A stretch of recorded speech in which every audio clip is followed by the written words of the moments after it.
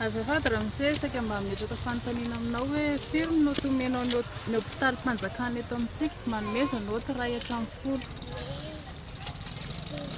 0,5 ohatra faingodiny. Inona ny antony hanomezanao io nôty io? Inona ny sosokevitra rosinao?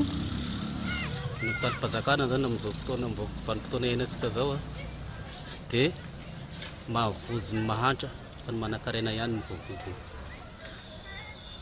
Inona ny sosokevitra rosinao?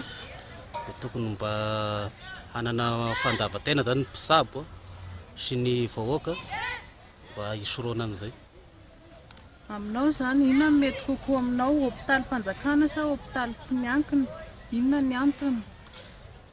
Dia aleo mandeha amin'ny hôpitaly tsy miankina satria ny antony ny hôpitaly tsy miankina ianao fa mandoa vola dia karakarainy tsara anao amin'ny hôpitalim-panjakana rehefa tsy mandoa vola dia tsy voakarakara.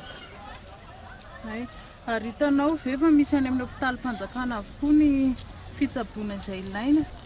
Misy ny amin'ny hôpitalim-panjakana ary hita ho daholo izay fitsaboana izay ilaina nefa any amin'ny hôpitaly tsy miankina no tena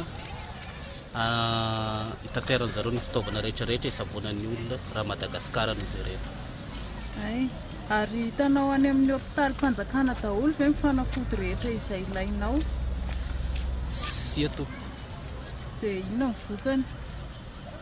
Marobe ny vokany satria ny fanafody izay ilaina dia sy hita amin'ny hôpitalim-panjakana daholo satria amidy zareo any amin'ny farmasia na any amin'ny sisiny atao bizina ny filazan'ny tanora.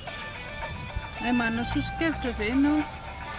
Ny sosokevitra tokony aroso amin'izay zany tokony ampiakarina fanjakana faran'izay tokony ho izy ny karaman'ny mpampiasa ny hôpitaly dia amin'izay mba tsy manaonao foana. Saotra betsaka ramose.